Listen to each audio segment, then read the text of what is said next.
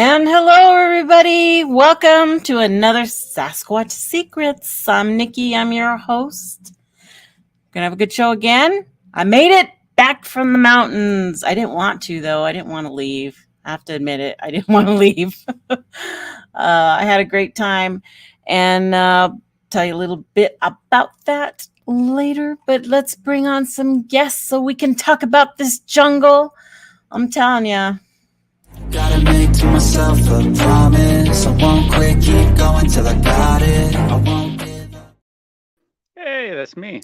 That's you. That's me. How are you? You have a good weekend? Yeah, it was all right. Pretty good. Got a new camera, so I'm excited.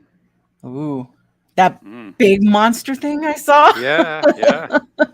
I couldn't carry that. That's something I want to talk about. I want to talk about that too because, I don't know. I think okay, we'll get into that later. Let's bring everybody else on before I start going off on that. Yes. Okay.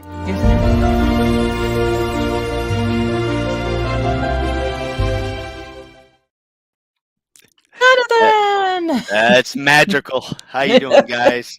You're like How doing are a Disney you? movie now. Yeah, right on. I'm doing great, Nikki. How you doing, Brent? Hey, what's up? How Long are time you no guys see. doing? Yeah, Like- right on. 2 minutes. Just a minute ago. Yes, sir. Just a minute ago. Okay.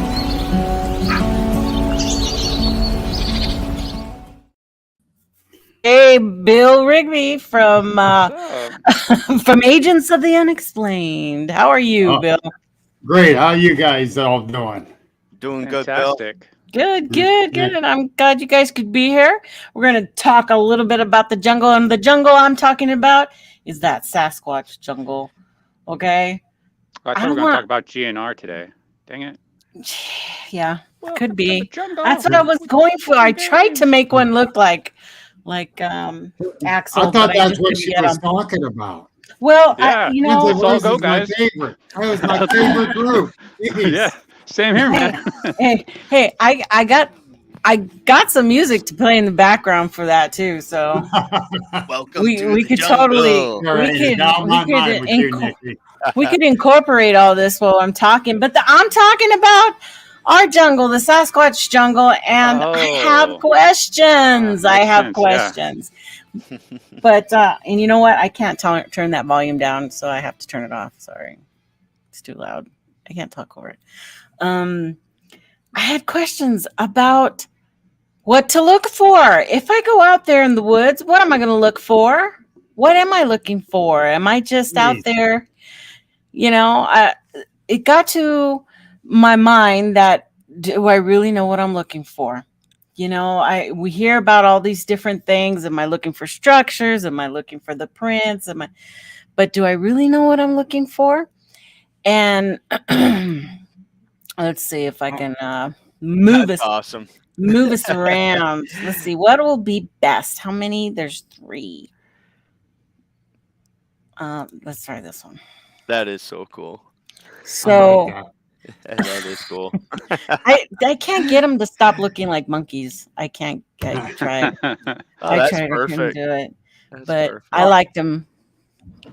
Nikki, I'm going to say something right from the get-go when you said What? tree structures. That's what really got me into looking.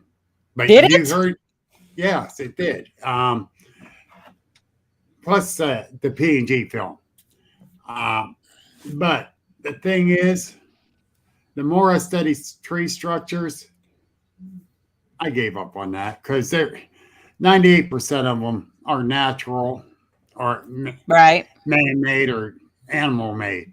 They're Right. not what Sasquatch would be doing. That's my personal opinion there. The 2% that I can't figure out, Yeah. that's a possibility. I know. I'm with you there. I never placed much weight on any kind of tree structures. Now, when you have really big trees and there's some stuff going on, you know, it's kind of weird. You know, you have to kind of a little bit take it into consideration. But the littler, if it's little, if I can pick it up or move it or anything, it's out. You know, Yep. it's got to be out. But well, the thing is too. So Bigfoot's whole thing is about staying elusive and like not being known where they are and stuff. So why would they right, make stuff for us to easily find? Doesn't make much sense. So it doesn't. Exactly. I don't know. It doesn't. But Exactly. hey, Their before we go shelter. on, I'm sorry. I just wanted to say hi to the chat because I totally ignored them. So hi everybody. Thank you for Going coming on, here. Chat? We love you. Chat.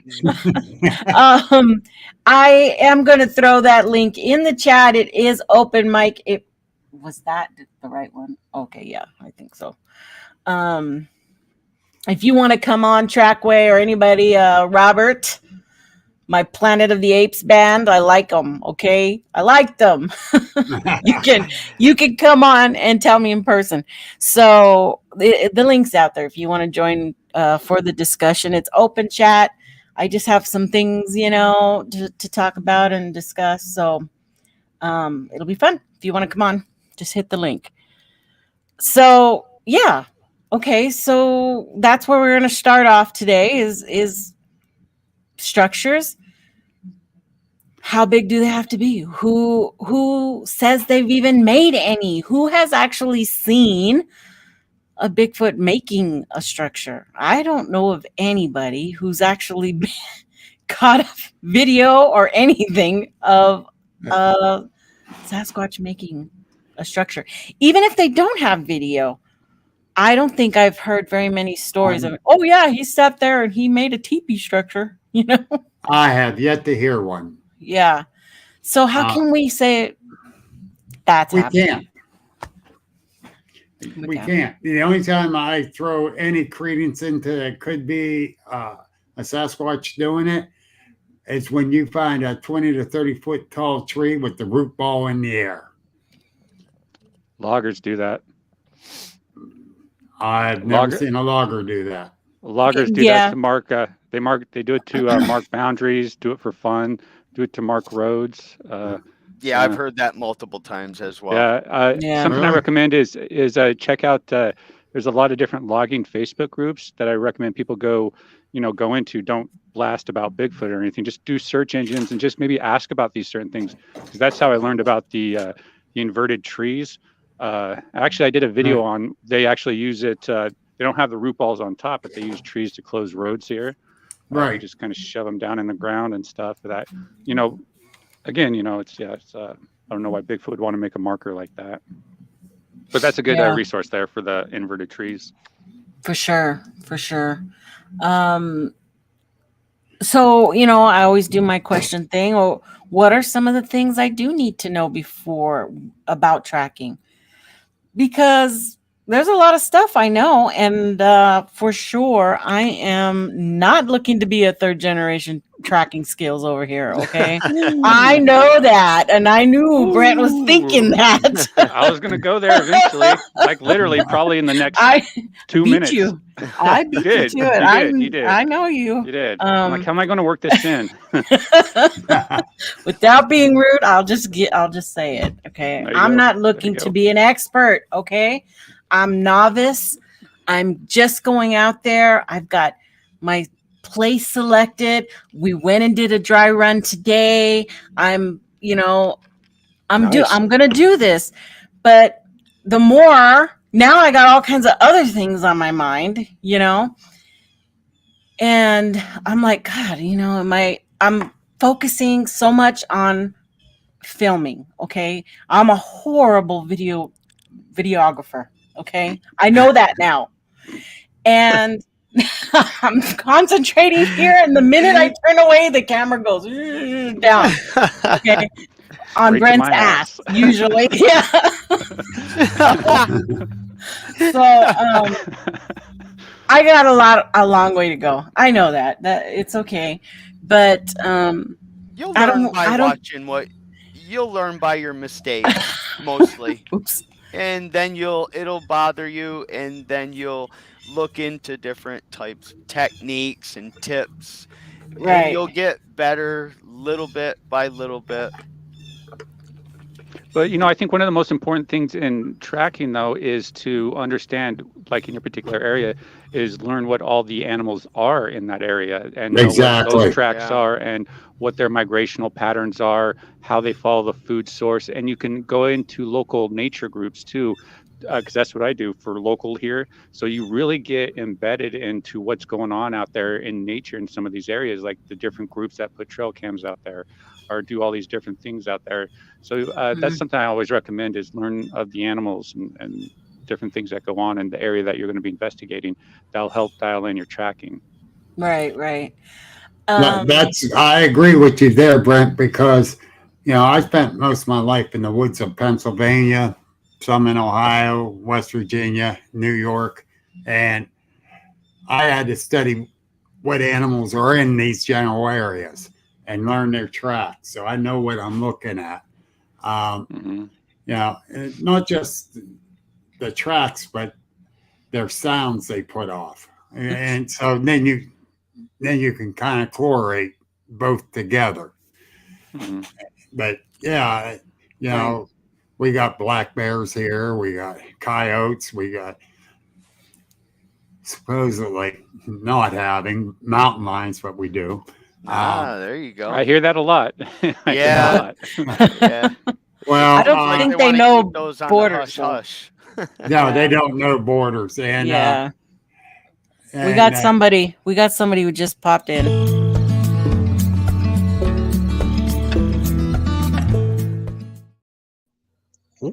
How you doing, Trey? Hey, everybody. How are you?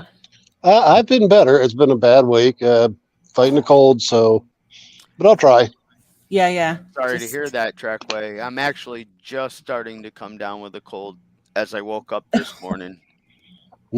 Heading downhill here in a hurry.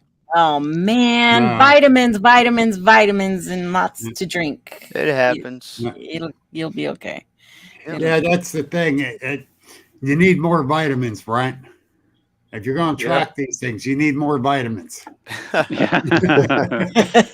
Man. Yeah. Nikki, if I might suggest, I see on your pop-up that bulletin with tracks on it.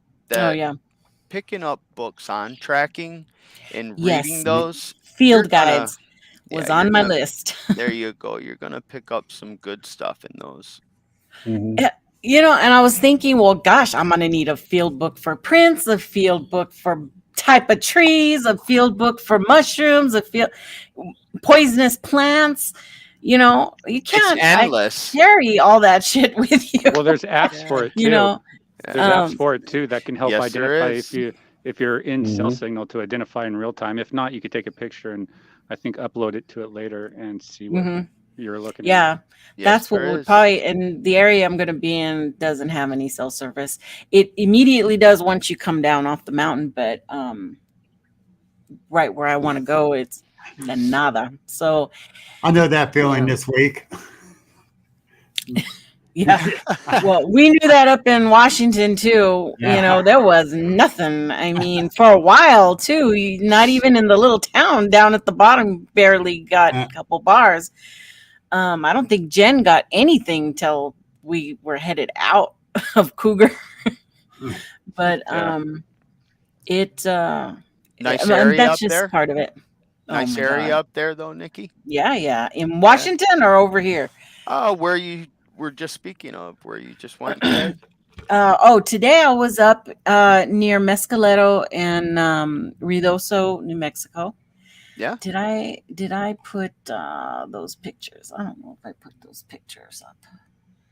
I didn't grab those. I'm gonna make a little video of the stuff I did because it was family time kind of thing, and I did do a zip line. Oh, that's cool. It was half a mile long. Wow. Really? And that must have been fun. Yeah, it was a lot of fun. It was about 55 miles an hour. Wow. Streaming over a lake. It was amazing. So I want to do that up night. I held my camera, my phone the whole time with one hand holding on here. And that's why this wrist hurts really bad, because I think I was like really, you know. How are you strapped in? It was awesome. This one, I've done another zip line before, and this one was way better. They had like a seat that they strapped you into.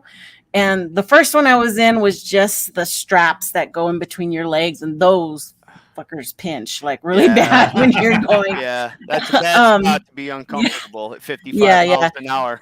But this one, no, it was way comfortable. There wasn't any I'm going to say fear factor. And I see Brent over there going, no way in hell, no way in hell. But like, fast forward this video. Let's see how she gets to the end. Of course, I send it to Brent right away, but he's like, oh, hell no. He's like, no. But this one doesn't. Some zip lines, you actually have to jump off and it catches you and takes you down by your weight. So that wasn't like this one. This one is attached, and it just takes you all the way across. So it was really nice. That's really cool. I always wondered if they were ever going to make a zip line where, you know, you're not just going straight. Kind of like a gondola, sort of say. I mean, it takes some ingenuity, but it would be cool to go flying down like Tarzan through the mountains. They do have some, I think, but cool. Yeah, they're kind of hard. I think they have something in West Virginia like that. Wow. I heard. I haven't seen or been on it yet, but I'd like to try it. Yeah. I want to see if this old man gets any more grays doing it. And then that was on Friday. And then Saturday we went to the mountain coasters, which are these little, coasters that sit on the tram, and you have to push forward to go and back to stop. Once again, big old sign saying, do not use your phones. If you drop your phone, kiss it goodbye. Oh, man. But I don't know if some of you know, I have like this, thing on my phone. So I strapped it to my wrist and I didn't care. I had it, but I was controlling the coaster with one hand. So it's like that same arm that was holding from the day before. Now I'm so sore. But that was way scarier. To me, the coaster was way scarier than the zip line, and but it was like fun. A good time though, yeah, it was. I'll get those That's videos cool. out pretty soon. I'll put it to some cool music. So you did it over a lake, not over land. The zip line was over a lake, yeah. So you were looking for Nessie, not Sasquatch. Yeah. Okay. So we know. It was Nessie at that point. Aqua Squatch. Yeah. Yes. They didn't have any sharks jumping out of the water after you, like on the movies? No, but there were eagles. There were eagles flying around. Yeah, that actually could be a problem. I was like, oh, what was that? But I've seen eagles attack drones before on videos. Oh yeah, these ones were swooping down and trying to get fish out of the lake. Oh, good Lord. I see Gwendolyn Purcell's out there. She was with me this past week. And nice. did see a bunch of eagles up there near Kinzu Dam in the Alleghenies, and that were flying around. Nice. They're making a comeback everywhere. Oh yeah, big time in PA. Yeah. Big time. That's good. But that brings up something that I wanted to talk about, and that was when you're in an area and you don't see any animals. You see very few animals, a little bit of vegetation that could support, thriving animals, like kind of like what Brent and I saw in Washington. There was just a decline in flora and fauna, at this location, because in a 48-hour period that I was up in the mountains, I saw 4 bear, a herd of elk, a herd of deer, wild horses. Oh, that's cool. Ducks, eagles, hawks, and I smelled a skunk. I didn't see them, but I smelled them. Wow. That's a lot of animals in a very small period. A small time, okay? They're thriving. Yes. So, needless, I did not go on a night walk because the bears were right there. where we were at, and I saw them, and I have pictures of those too, but I'm gonna put those all out. You know what does that tell you? You know, is there maybe nothing there? If you're not seeing other kind of animals around other than a couple of squirrels. We also have to look at the range of the actual target species too, on what they might be.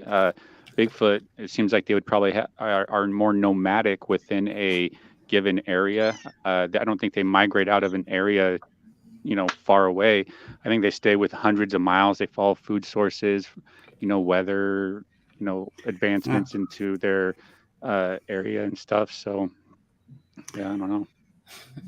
I kind of agree with that because they're not going to deplete their food source in one area and then travel to another and then another because of the cycle that the activity is. Like in this area here, it comes in a cycle. So much in springtime, so much in the summertime, and so much in the fall, and so much in the winter. So I believe they are nomadic, like Brent said, because they're not going to deplete their food source, and then they don't have anything. And, you know, it depends on the seasons too. You know, what's in season, you know, and what's not in season, what they can eat. You know, it's just something.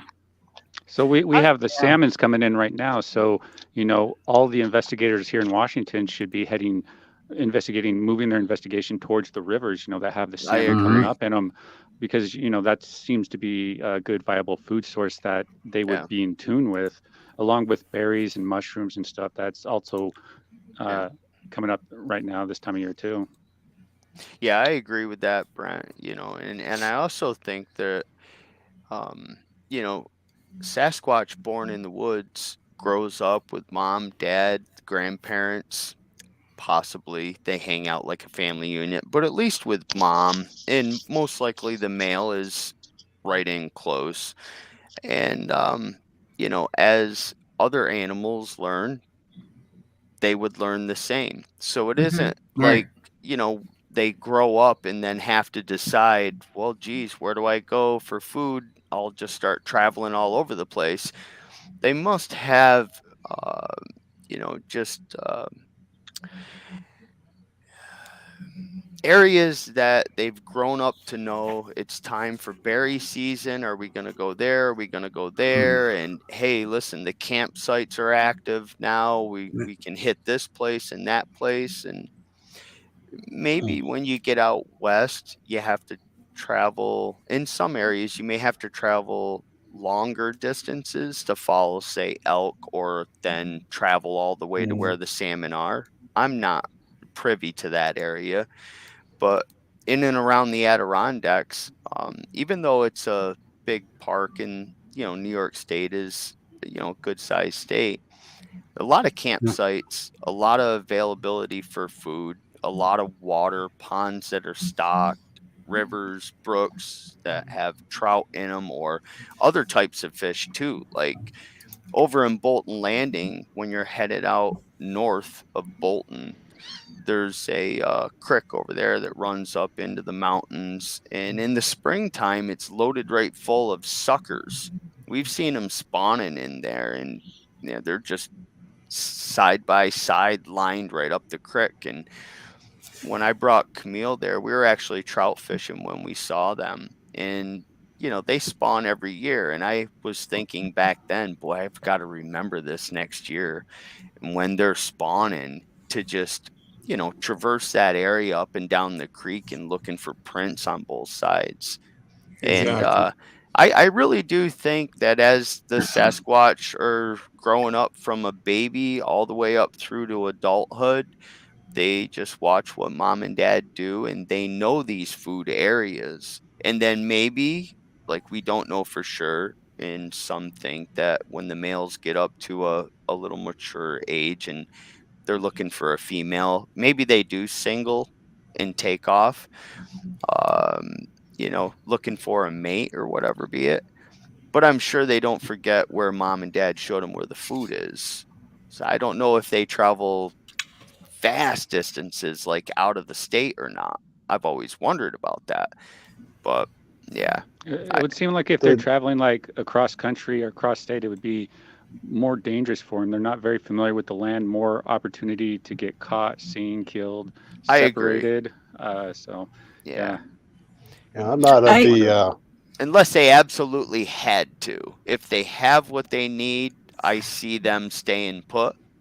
I see them as far as nomadically, yeah, I don't see any borders for them. I think if they all of a sudden decide, you know what, yes, I know there's blackberries and trout down there, and yes, I know there's, campsites and I can rummage through things down there, but do they think to themselves like we do?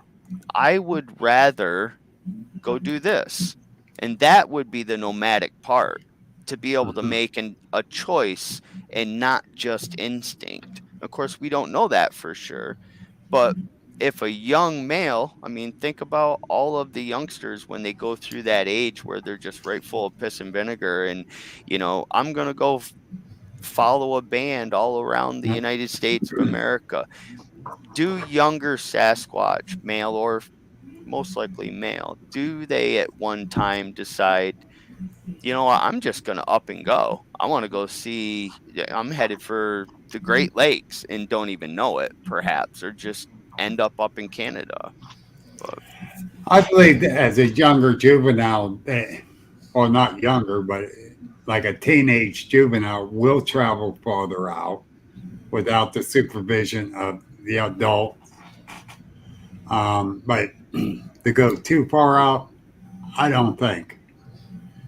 I always wondered if they were family oriented enough to where would a family group travel from the Adirondacks all the way to the Great Lakes just to visit another family member? I mean, do you think that's possible? I mean, would they even think like that? Like, I haven't seen them in so long. Let's take and start hiking out. It's summertime. We'll travel all the way over to wherever, Ohio, and go see Grandma and Grandpa. It's probably possible, but not likely. I don't think it's likely. You may have some type of rogue male who needs to seek his own mate and maybe go further than normal. I can see that. But I don't feel like they're traveling as far as we think. I think they stay. That's very interesting to me, because that's an interesting thing, because are they human or animal? Exactly. That's what I'm getting at. Are they human or animal? Yeah, because that would indicate that they're more animal-like if they don't go travel to do these human-esque things that define us from an animal, and that would be one of those things that they don't do. All right. I got a question there. Okay. Go. How many of you guys seen one? I have not. No. At least I don't think I have. All right. I can't say for certain that I have. I can't say for sure either. I can say for sure I did. Okay. Congratulations. No, not congratulations. It was 15 feet away from me. Yeah. So, needless to say, I about filled my pants. But what I saw was flesh and blood. Okay. And I still say it was a teenage juvenile. He was about 7 foot tall. Okay. I was kneeling down, looking down the trail. And I caught movement out of my right eye. And it was right there, 15 feet away, kneeled down, leaning in, looking at me like this. Wow. Yeah, and I'm first time ever. Yeah, always a believer, but first time ever seeing one. And all I can think of is, oh my God, I'm going to die. How long were you in the general area? Say a half an hour prior to seeing this. We're just a little ways back up in camp. So we were coming down that trail just to look. This was at Salt Fork State Park in Ohio, one of the hot spots of Ohio. Okay. Hey, I'm just north of there. You are? Yeah. Oh, I didn't know that. That's cool. And the thing is, I did not think I'd see anything. Okay. Everybody goes to Salt Fork. They find Bigfoot. Yes, okay. First night, saw one. And did I panic? Yeah, I panicked and ran backwards to the group that was staying behind me because Debbie didn't want to go forward. She got scared because we was getting stuff, some small stones tossed at us from the left side. Oh, and so you had your wife with you? No, a friend of mine. A friend of yours? I had two friends, actually. Yeah. Did they see it too? He did. She was watching to the left to see where the stones were coming. And he saw it turn and go down over the hill. Are they nomadic that way? No, I think he was playing the Indian game of count and coup. See how close they get without us noticing. Okay. I truthfully believe that. Was it aggressive? No. Not at all. If it was, I wouldn't be here talking, truthfully. But when I stood back up and started to backpedal, it stood up, and I estimated about where it was at on the tree next to it. As I'm backing up, I could see how dark the hair was. I can see the color of the skin and the shape of the face. I did not look into the eyes because as an old-fashioned hunter, you don't stare a predator down. So I wasn't staring in the eyes. So I didn't get the color of the eyes. Was it daytime or nighttime? Just getting dark. Just getting dark, yeah. And actually, I took Gwen Purcell there a couple of weeks ago. We were all at the camp out. We were doing, a buddy of mine put on there. And I showed her where it was at and how close it was. And even she said, man, that's too close. And it was just starting to get dark when we had this other group go down with me and showed them. And it was very interesting and got very intense when it was just getting dark like it was when I first saw it. And that really got back. It got back to me big time. Must have been tough to sleep that night for sure. That night seeing it, yep. And then, of course, we had a damn owl right above because I had my van at the time and I was sleeping in it. And I'm trying to go to sleep, trying to get my mind calmed down. And damn owl started hooting. It's like, what was that? What was that? But right on. But we went down the next day, tried to find tracks. We found a couple tracks. They were two different sizes, way down over the hill from where we were at. Were you able to cast them? I didn't have no casting material with me. Yeah. And so I didn't get it cast. Oh, that's a bummer. Yeah. The next spring we went and had a camp out there and got a couple castings done, one including a handprint a young guy found. He casted it. He was a supposed non-believer until he got that casting. Hey, kitty. Do you happen? That looks so cool with your backdrop. That is awesome. Yes. That's awesome. That is too cool. He's just going to park it for there. He fits the color scheme. Yeah, yes, he absolutely. does. Now, do you happen to know a gentleman by the name of Jerry? He goes down Salt Fork quite a bit. And at the conferences, he makes the bats, whatnot. Have you ever met him? No. Yeah, he makes. Okay. I just wondered if you'd ever ran into him down there. No, I did not. The only one that I know makes the bats is Gwen Purcell. Oh, it's probably Glenn. I probably said his name wrong again. Is Gwen Purcell. For knocking on trees. Okay, got knockers. Okay, so then we both know Glenn. Yes, that's who I was with up in the Alleghenies this past week. And Glenn's sighting down there was. Have you been down to Glenn's sighting place? Not Glenn. Gwen. GW. EN. Gwendolyn. Okay. So it's somebody different then. All right. The other guy that makes the bet, I don't know who he is. Okay. Grasshopper, I kind of agree. Grasshopper says that Salt Fork is over-researched. I don't really try to research it anymore. How are you guys seeing that chat? How do you see the chat when you're on the show? It's on your phone? Chat button. Are you on your phone or? No, I'm on my laptop.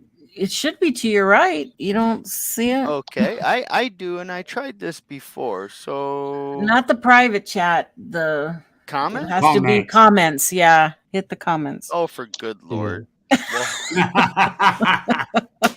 Yeah, Salt Fork, everybody. Okay. But we actually have Bill's also streaming through his Facebook group, so that's why we're seeing also Facebook on here. Okay. Oh, yes. Look. All right. I could see chat too.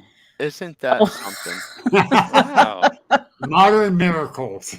Isn't that something? Hi, guys. It's a whole new world out there.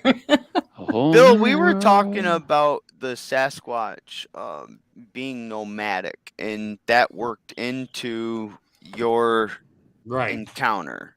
And where were you going with that? You think that Sasquatch being young was just passing through? No. Mm-hmm. Yeah, because I know people that went there that winter and found trackways in the snow. I don't think they're go too far nomadic. I think they do travel a bit. Mm-hmm. All right. What do you think their home range is if they had one? 50 to 100 miles, I say. Okay. All right. I was thinking a little bit bigger bigger than circle. I'm saying a big circle. All right. Mm-hmm. They'll work an area for a little while and then move up around. I don't think it's much more than that. Mm-hmm. Not more than 100 miles radius. A lot like a mountain lion or, right. Mink and otter are somewhat like that, but much smaller of a home range. They just make that big feeding circle, and they keep, traveling around, making the loop. And I think there's a good possibility that Sasquatch, do somewhat the same thing. They must get interrupted by, unknowns, unforeseens, maybe traveling into a town headed for an area that they frequent in the past, but run into a townwide garage sale or a Americade weekend, a biker rally, and have to then make a different decision. That always made me curious. Is their thinking, like, is it instinct like other animals? I mean, I think it's instinctive that put in by their parents. Yeah. They learned a lot of this from their parents because the parents had to learn from their parents and the whole 9 yards. It's more of a family tradition handed down.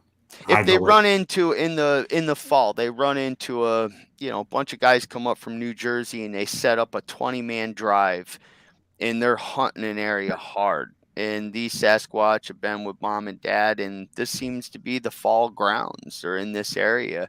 And if they can't stay elusive and they get pushed out of the area, how many bear hunters do you know look up in the trees?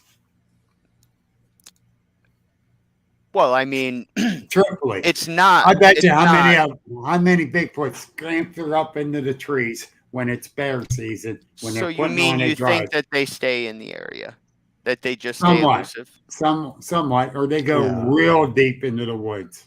They do deer drives all the time up here in this area, and a lot of times they'll walk right past, just using deer. Oh, absolutely. A deer will just hunker down and let them walk right by them. My question wasn't whether or not they could stay in the area and stay elusive. I'm steering towards, again, are they thinking like an animal and acting upon instinct, or do they think more like a human? And do they make a decision? Are they communicating with each other about making that decision? Do That's they an get interesting. together Yeah, and say, yeah, that's you know what, interesting. listen, this is just too hot and heavy around here. Well, where do you want to go? Or do they just all take off running, listening to these sound signs, and just instinctively end up heading in the direction pending the wind? Relatively familiar with the area, heading, just all instinct, Well, all you know. some of it's instinct. Brent, what do you think? Yeah, I kind of agree. Yeah, that well, I don't know actually. I wonder about that too, Jonathan, because you know, with a lot of the uncontacted tribes, we see them coming out of the forest because of X, Y, and Z reasons, because drug handlers or drug lords are pushing them out, or deforestation or whatever, so we see that and that whole thing there, but we don't ever see that with Bigfoot. So why is that? Is there a general mantra that the Bigfoots need to follow, where they're like, this is the way that we can't, this is how we have to act. This is our behavior, right? So is this a learned behavior? Is it an instinctual behavior? And it seems like it's more instinctual because they all act the same. They're more, seems like it's more primal and more instinctual versus like us, which I think, what is it, like the prefrontal cortex is what separates us from them, So then let's take the great apes then. So if you're watching the National Geographic shows on, mountain gorillas or chimpanzees, they seem to be able to coordinate war parties, checking their perimeters. They're going to go eat, and they seem to have a pecking order, so a leader. So again, back to the Sasquatch, are they are they making a decision based off a group decision where each individual has a say in the matter, or is there an alpha leader that simply makes a call and they all fall in line, and that's where we're going? Alpha. It would make more sense. I'm going with alpha, because if not, they'll be going every which way. Even without any problems, they'll still be going any which way. You got to have an alpha in the group. Okay. Yeah, and I'm saying that as well, because it seems like, and both me and another gentleman out your way there, Brent, both agree that they seem to show a tactical sense, and they seem to pick valleys, and for whatever reason, a lot of the times when people do spot them or have interactions, they're out on the edges of the valleys, and that seems to be like, they got one central whatever calling the shots. Yeah, it does make you wonder about their social structure and the dynamics of it. And, you look at gorillas, and they have the alpha male there, and I think with the chimps as well. And so you see it throughout different species. So, it would make sense to have that law and order. Is it always a male? Maybe, maybe not. It could be a female in some cases. Isn't it the bonobos? Which one is it that where the females rule the roost? Is it the bonobos? I don't know. Where the females, it's not the males, but it's the females that have the high, they have the higher status. Higher status, yeah. Well, they do in my house too. But that's beside the point. I think in most. But right on. I'm not sure what species it is, Jonathan. I do believe it is the bonobos. Nikki says her house. I really do. Yeah. Yeah, she whispered it. The bonobos are like the chimpanzees, but they have their hair is kind of out like this, a little more of a oval shape head and face. I'm pretty sure that's the species that I think we should do a little something real quick.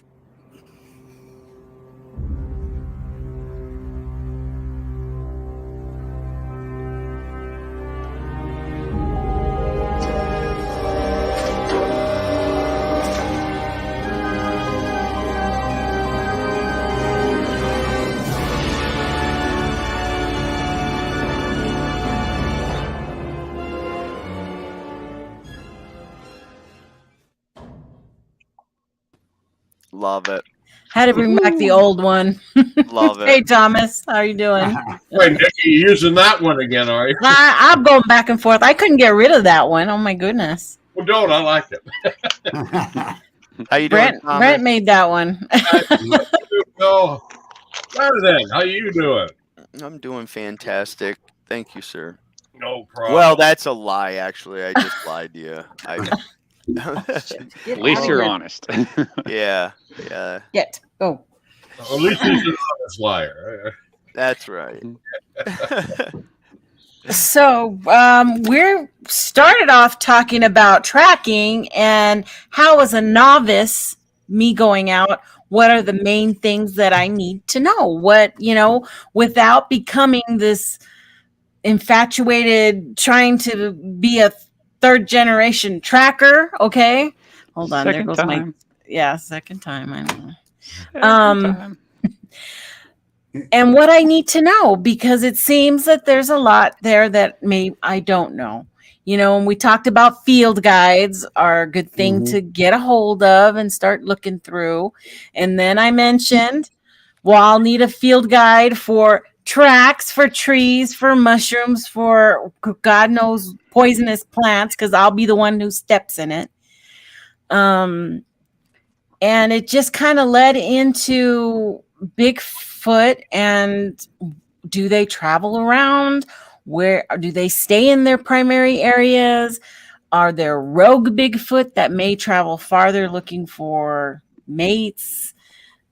It's kind of like just taking a life of its own right now.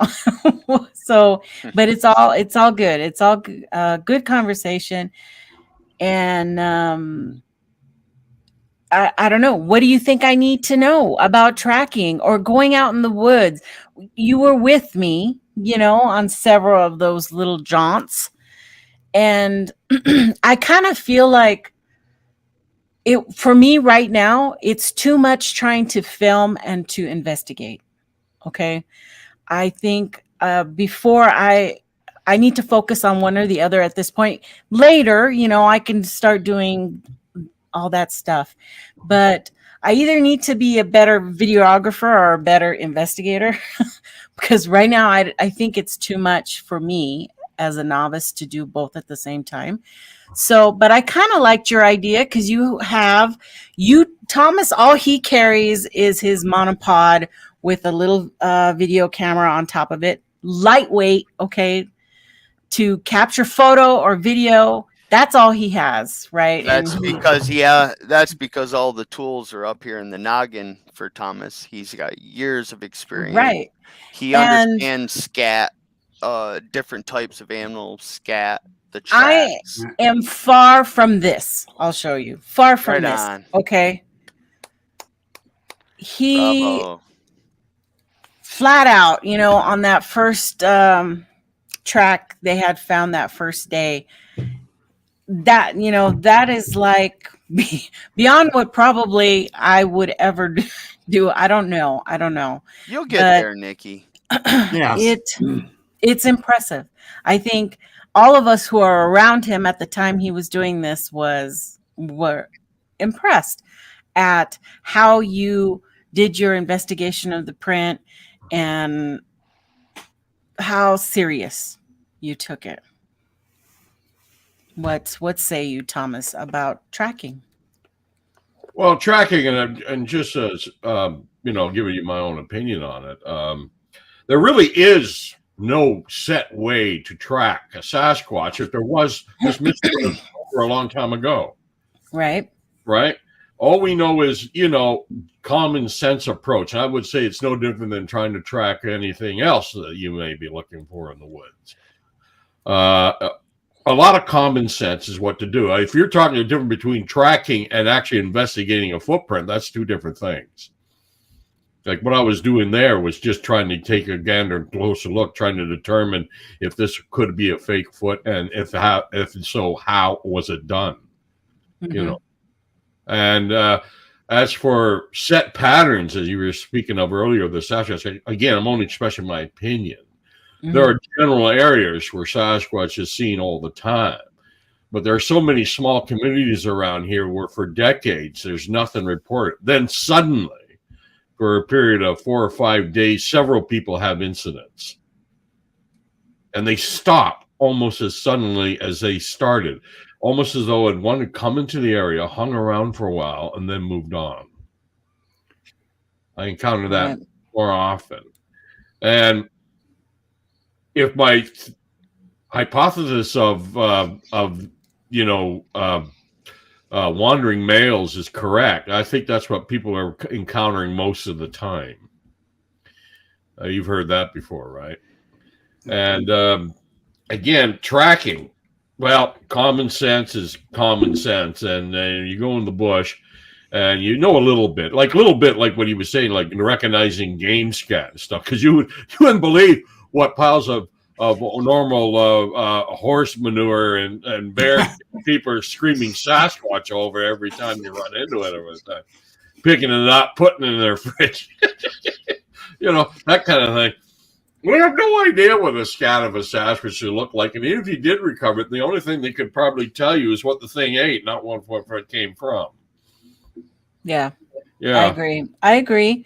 That I'm far from a place where I would be collecting evidence like that, because I'm discouraged by the fact, knowing there's a lot of people out there with stuff in their freezers and stuff in their backpacks and hair and stuff they're keeping, and they have no idea what they're keeping, unless you have a place to send that.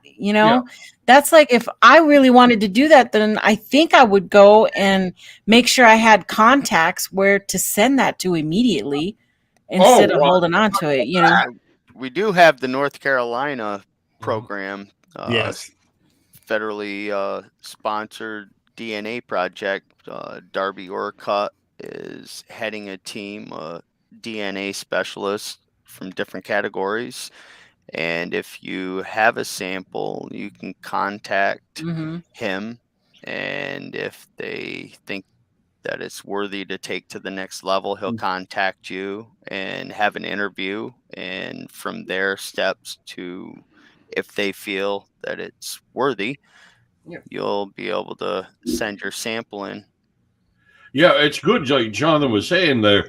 It's good. There's a lot more labs and stuff that are a little bit more interested in the subject, seems nowadays. Unlike the past where, we'll look at it for you, $8,000.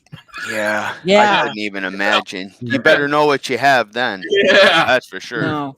And there has been, Darby's come around in the last year, okay? Prior to that, you had to get a hold of Disatel or have some kind of other connections that could have another connection to send it, because are you going to send it to Melba? No, I don't think so. If you're smart, you're not, okay? Because it's just going to get mixed up with the mermaids and the other shit, Soon to be Pacific Northwest tree octopus. I almost got her. She's almost going to do it. She's going to start promoting it. I almost got this. Trust me. When she starts talking about it, guys, just go along with it, okay? Just be like, wow, Melba, that's forward. It's just something I'm doing. Just go along with it. Well, you got Brian Sykes. I think he's still, he passed away. He died a couple of years ago. Yeah, he passed away a few years ago. Sorry to hear that. Sorry to hear. And from what I hear, he was pretty upset about that, how that whole thing happened too. I don't think his investigation into the whole thing quite went the way he thought it would. Well, are you talking about Sykes' reaction to the Melba Ketchum? Melba, all of that, and Smeha, and the whole thing, and his DNA project that he had coming over to the U.S. trying to solve the mystery. Yeah, he was not happy. No. Yeah. Well, didn't he blame the Bigfoot community, like the Bigfooters themselves? Is that something like that? Kind of. He blames us for. He says our biggest problem in the Sasquatch field is the Sasquatch field itself. Oh. We're our own worst enemies. Probably. To a degree, yes. Yeah. He's kind of got a point. Yeah. I mean, I don't believe anything Melvin Ketchum did. I thought the whole thing was a circus, but hey, we're used to that. There's another one. There was one before her, and there'll be another one later. I think some of the samples that they had may have been some decent samples. Yeah. And, I don't know that for sure, but hearing about this for some amount of time now, some people that I trust have said there's a good chance that some of them samples may have been good samples, but I think they wanted to prove what it is that they wanted to prove so badly that, obviously she stepped over the line going past the scientific community and, making it peer reviewed on her own. And that just sunk the boat. And it didn't help with them. She would talk about Sasquatch DNA and then talk about evidence for angels in the same breath, Yeah, that's both of those did not help each other. Try to stick to the same topic. One of the best examples, I'm not even sure he's still alive. Everyone heard of Dr. Gerald Lowenstein? I have not. Nope. He was down at the University of San Francisco there in the mid-90s, and it was his DNA analysis that got some interest in salt back in the 90s. The only problem was back then he literally had to grind up the sample to get the DNA, right? Wow. And so the sample was lost, which is not. I'm wondering if he's still going. He was the one that concluded that 2 samples, one from Northern California and one from Colorado, were similar to chimpanzee and similar to humans. So we either got some weird chimp or some weird man or something new that's rather similar to both. Wow. That was back in the 90s. Yeah, I've never heard of that one. Mm-hmm. Well, I know a lot of people want the DNA. Yeah, I do know that. I don't give a damn about the DNA. I saw what I saw, and I know what I saw. And DNA is rather well. Once we have evidence for the Sasquatch existence, no one's going to give a rat's ass about the DNA. Exactly. Yeah. I agree with you, Tom. It's 100% there. Because I don't give a damn about the DNA now. I saw one. And it was up close and personal. So I don't care. I know they're out there.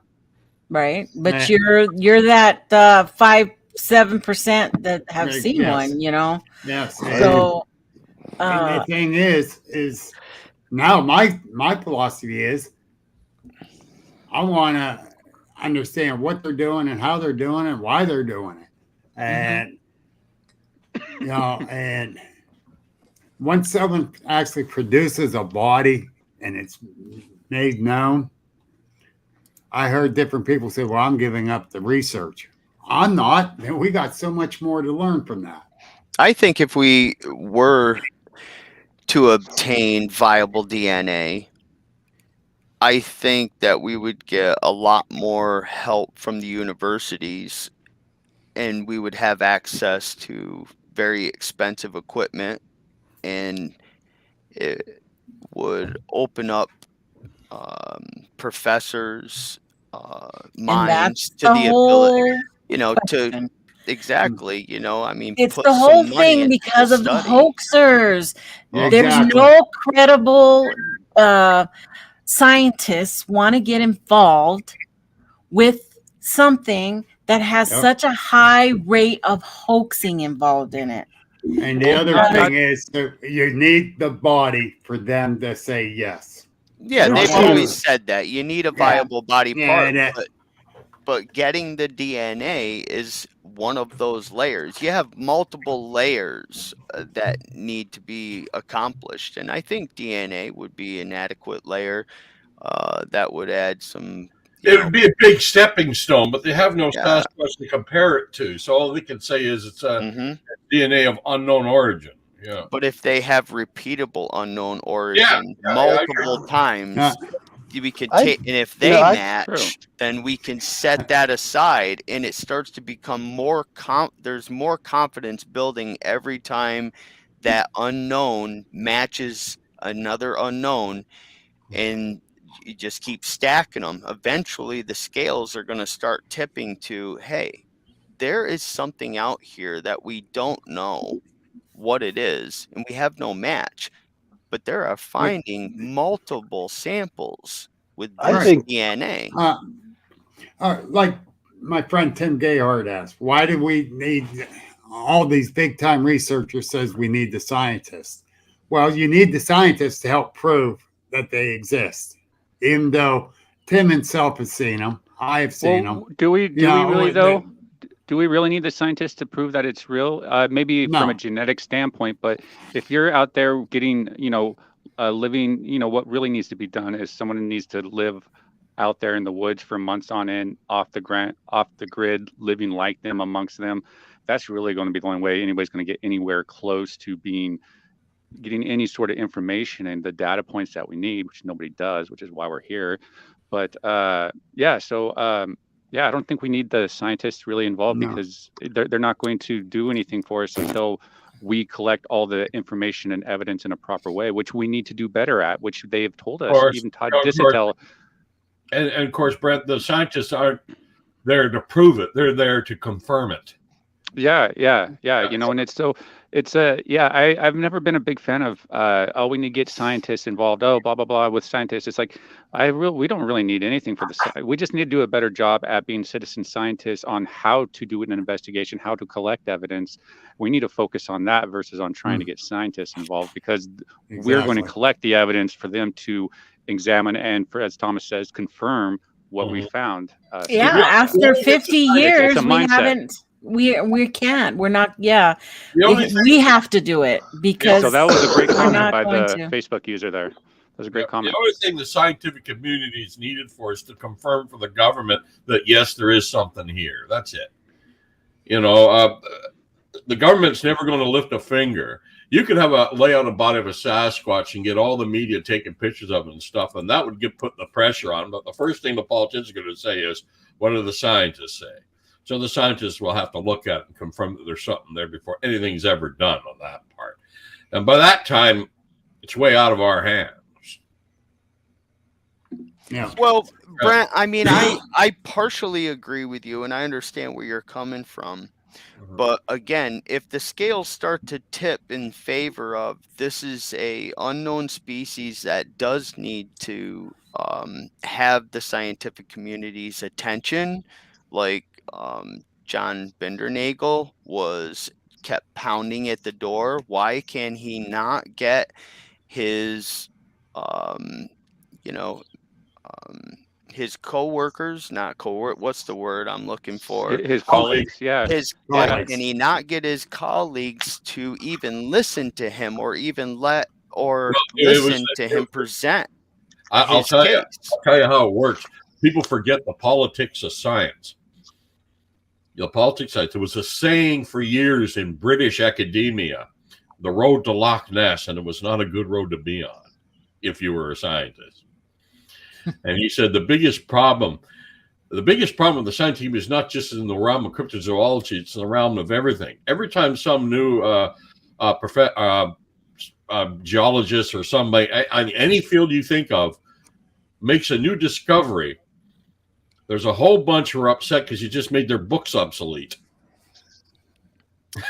That's true. Well, science is always a work in progress. It's always an ongoing process, and they even argue with each other for decades over things. They always have. And they always have. Yeah, Tesla argued with Thomas Edison, and scientists are always saying, "No, you're way off course." Edison stole from Tesla, but you could be right. You're right. Yeah. But I think more about the fact that they are high. Yes, we are learning. And I say we, let's just leave me right out of it. Okay. There are individuals out there that have really spent a lot of time as a citizen scientist, and they have read the books. You do good, Bert. But the scientific community and, you know, the professors and the students are being schooled in the techniques and receiving the degrees. And while they're in school, their projects that they have to do to graduate, they have access to thousands of dollars worth of equipment. And if there were more of them that would take on a project to interact with the Sasquatch community and go out and, okay, let's take for instance, I'm just gonna say I have recently collected a scat, and Thomas, I have it in my refrigerator. Might not be in your place. Excuse me.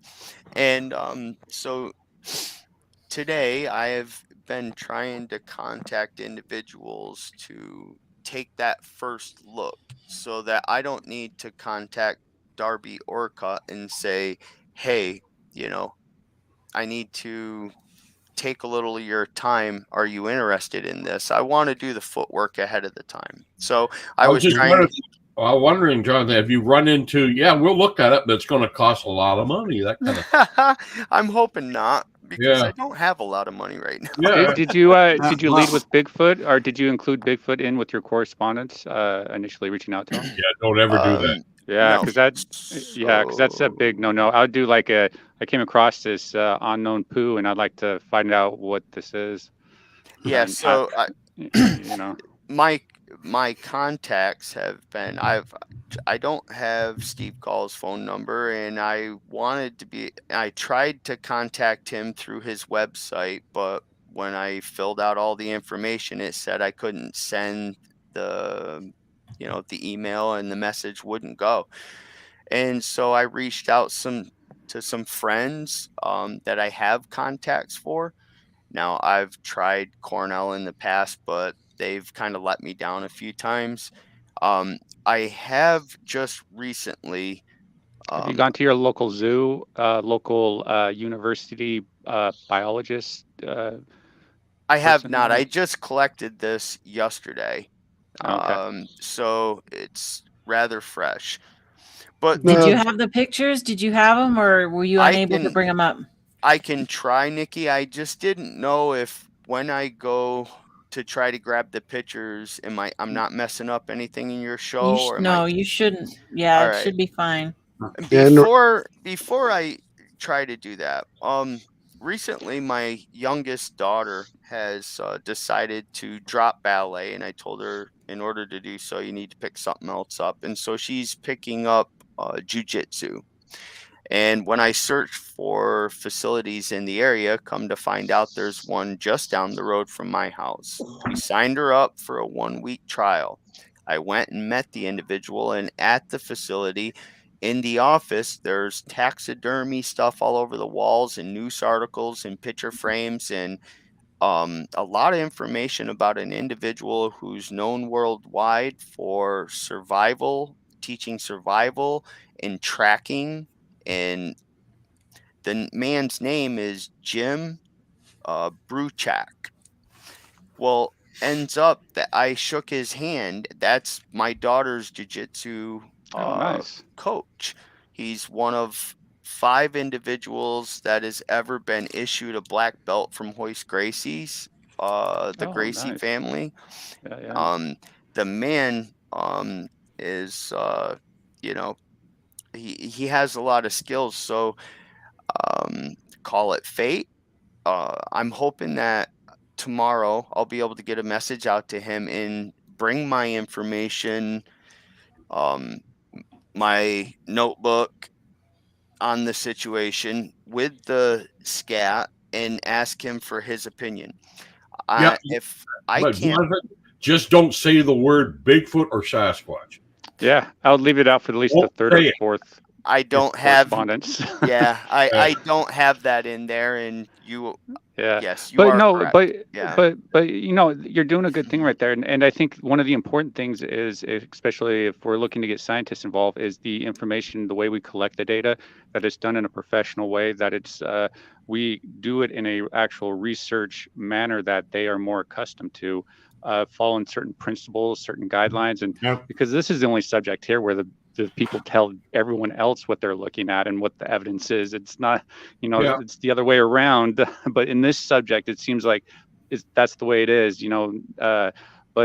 You know, I think a lot of it comes down to presentation, how we're going to present the potential evidence to these scientists. If we do it in a really good way, because we are really learned in being a good citizen scientist, we'll make a better impact when we do go approach them and stuff. So that's why, Jonathan, I encourage Yeah, you I to agree. think of it like when you go contact these people, think of it like a presentation of what you're doing. It's like, okay, I need to get information from these people, get verification from these people, but not how do I do it in a way that isn't going to not get me a response, which is why it's good you don't lead with Bigfoot and stuff. Just you create the question of what this could be.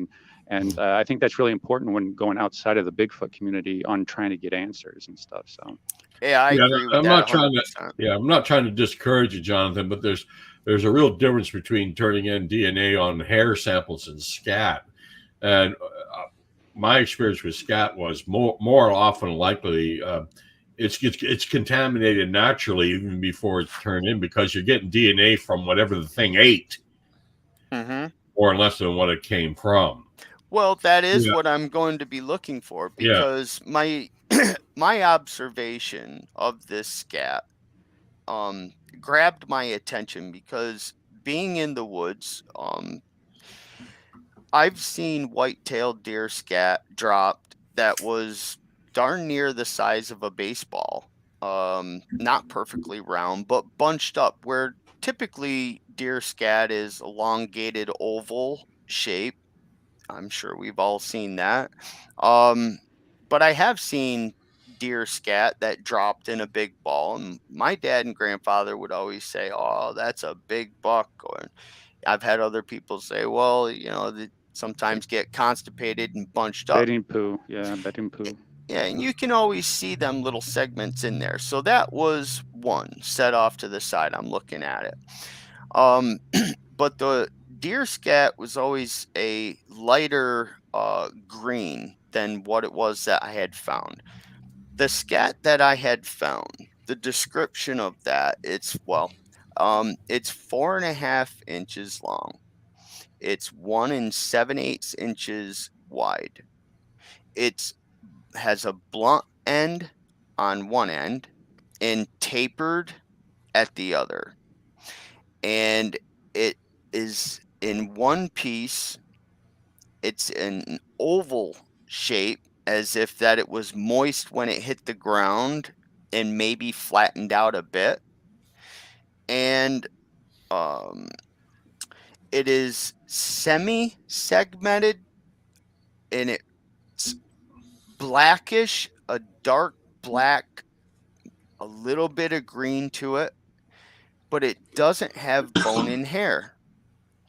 And in my Scats and Track book and diagrams that I've looked at, everything that I've searched at, the closest matches were bear,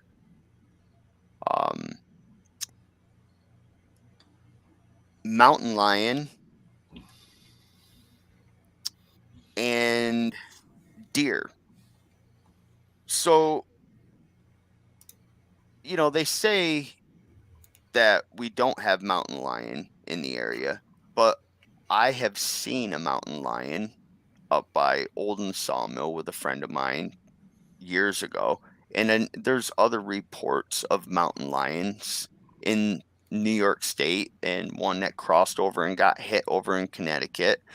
So they could be, but shouldn't it have had bone and hair in it? Coyote, you know, not all scats are exactly the same all the time. It depends on what they're eating or how it's feeling, and they can, but you know what I'm going to do is I don't want to waste anybody's time trying to bring that up on my computer. I'm just going to pull it up here on my phone, and I'll... Well, like you were saying about the mountain lions, well, here in PA, they say now they're agreeing they're here, but they're non-breedable. So, how do I make it just him? Oops, that's not how you do that. Hold on. switch him over to you. There you go. Let me try to hold still here. Definitely. All right. I'm having flashbacks of my Feces of the Species show. So let me just skip a couple pictures here. I'll show you another one. Anybody eating right now? Hopefully. I apologize. Yes. So where did you find it at? Was it like off trail, on trail, near a trail? Was there any signs of any other animals there? Any other poo? Because that was relatively fresh, right? Okay, when you came across it? When I discovered it, I actually didn't. I stood there for about 10-15 minutes, and I was analyzing everything within sight around me before I even went near it. I also took my thermal camera and put it on the scat to see if it was warm, because it did look moist, and I was thinking, did Nicely this just done, get man. dropped? Nicely done. And from that point, maybe it would be better if I just read to you what I did, because it's all wrote right here. I'm not always so great with words. This is what scientists want, is this type of detailed research of how the evidence is collected. So kudos to you for being a great example for what we really need to be doing out there in the field. Like what you're doing is exactly what we need to be doing. So, you know, kudos. You're like one of the few, man. You're like one of the few. So. All right. So that was the fingerprint. Well, that's the thing. You circumference the whole area to make sure of any other. I was looking for everything. I was looking for disturbance in the twigs and leaves and foliage in the ground. Tracking skills were brought in. I'm looking for prints. I'm looking for any disturbance that would lead me to labeling any wildlife within 10-15 foot of that scat. And then I enlarged my search to 30-40 feet out 50 feet around. And so, okay, 9/23/2023 at 3:17 p.m. I discovered a sizable scat thought to be of bear or coyote or mountain lion or maybe white-tailed deer. I've searched the perimeter for wildlife sign, and I have found deer tracks in scat, possible mountain lion track. The scat details: shape, 1 7/8 wide, 4.5 inches long, and it is 1 inch wide at the side profile. The characteristics: this scat was found on the southeast side of a slight knoll. It was found on the ground and appeared to have been soft when deposited because it landed on a balsam fir seedling and settled to the ground, allowing the 1/8 inch seedling branch to push into the scat approximately 1/2 inch before it stopped, and the portion of the scat that sets flat on the ground may have settled into an oval shape and may have been more round upon exiting the animal. It's close to being in segments, but looks more solid in one piece. This scat is blunt at one end and tapered at the other end. Looks human.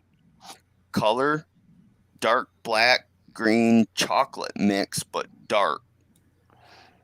Notes. This animal chose a somewhat open area. No mist being in... I don't have my glasses on. This animal chose a somewhat open area, being in a fairly dense balsam fir grove, meaning in the area where this animal deposited this, it was very thick with young balsam to older balsam, but it was an area that was about 20-30 feet around that was kind of open. So it went into an open area, and did it choose to drop its scat on that balsam seedling, which I don't know this for sure, but I was thinking more mountain lion, a cat. Does any animal go to the bathroom on a seedling on purpose? But I'll continue. I will collect this scat and have an expert take a look at it. It's 5 p.m. 5 p.m. to 6 p.m. I walked 50 to 75 feet away from the location, and from the location I collected the scat and smelt a very strong, musky, mink-like strength cat piss smell, and blue jays were squawking, started to my left and seemed to be bothered by something as they moved to my right from spot to spot to spot around the perimeter. Those are just side notes for myself. I was back near Cache 1 and came through at the top of Graywood Swamp. I was constantly catching what I presumed to be movement out of the corner of my eye. This hardly ever happens, but I felt a presence. I was discovering this is it right here. I was discovering dog-sized tracks about 2.5 by 2.5 inches. They had no hooves. There was also lots of deer and bear tracks in the leaves, but I have not found one good enough to cast yet. Left the parking area around 7:45 and took the long way home over Bolton, therming along the way. Got home 10:37. So I know there's not supposed to be mountain lion up and around there, but I was seeing tracks that were around 2.5, 3 inches. They were round, but I could never. You got bobcats or lynx there too? Yeah. So. The Canadian lynx scat was another near match. I do have bobcat. I don't know about Canadian lynx, but trapping wise, I've caught bobcat. Yes. No, that's cool. That's nice. It's good. That's interesting evidence that I would probably a good place to go next would be going to the your local zoo or something like that and say, hey guys, what you think? Yeah, I am had weirder things happen there. That. Yeah, and so so it is very detailed what you did with it too, which needs to be done. It needs to be done that way. Exactly. Yeah, and that's what I was going to talk about. If we have a better presentation of the stuff that we're collecting, like he's doing, scientists will be like, okay, yeah, you got my attention now. Versus, hey man, I got this poo. What do you think? Instead, that is got like what I'm concentrating on. Yeah, I that's good. Do I like it. Right. I like it. I mean, no, you are. I went out and got the evidence bags. I mean, this is something else. These are fingerprints that were on my truck same day, and that's a whole nother story. But I have the place for the chain of custody. I have the evidence bag that has all the information on there, and that's great. I checked the scat with a UV light, and it seemed on the outer layer to have already started to form like mildew or mold. That was the discoloring that I had seen. And on the blunt end, there was what almost looked like veins. And to me, I was thinking that could be mycelium. So that could have been the fungus in the mycelium network, surface fungus, starting to create its hyphae. And that was just a thought when I was looking at it. But I was looking for bone and hair, which I knew would light up under the UV light, and it did not. What kind of UV light are you using? Like what? I have a beast. Like, what's the wavelength on it? Because there's a difference between the black lights.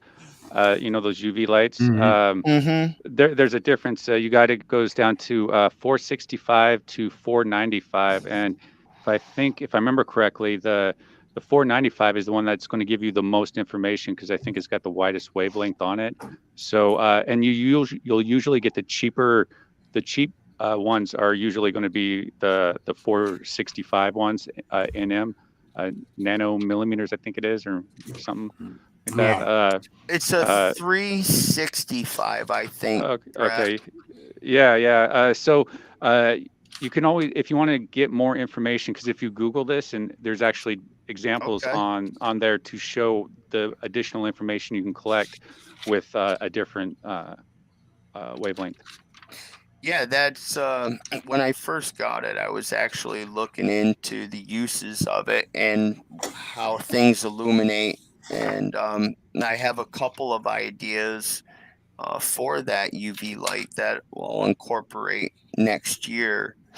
But you're right. Learning that a piece of equipment and what you're saying is super useful versus just having a piece of equipment and just winging it. I was hoping that I wrote that in my notebook here, so I won't hold you up. I'll look for it while y'all. I got one other question for you, Jonathan. Yes, sir. You said you used your thermal on it. Yes, sir. What kind of reading did you get? So I have a video. Everything that I'm saying is documented with video and audio as well. On black hot, it showed up white. On white hot, it showed up black. On Instalert 1, 2, 3, and 4, it never showed any red and stayed white. Okay. Yeah. So definitely, when I was looking at it from a distance away, I was like, boy, that looks awfully fresh. And I don't know what dropped that there. But, I don't mean to be gross or anything, but, if I had to go to the bathroom in the woods, I would not be out of the question that I mean, it would hurt like hell, but you could drop that in the woods. A human could do that. I was looking for every reason why it could be a deer or anything, and it does match the mountain lion. I just, I didn't see bone or hair in it, so I need to continue on. And at the size of that was.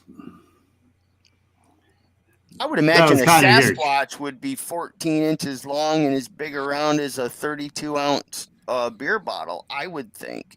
But that isn't what a juvenile Sasquatch would do, right? So you have different size. You have baby. If they exist, you have babies.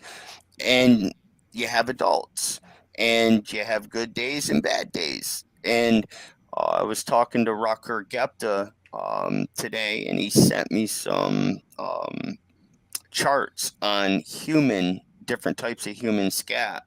And and he's right, because there is a lot of different types of our own, and it's not always solid. He sent me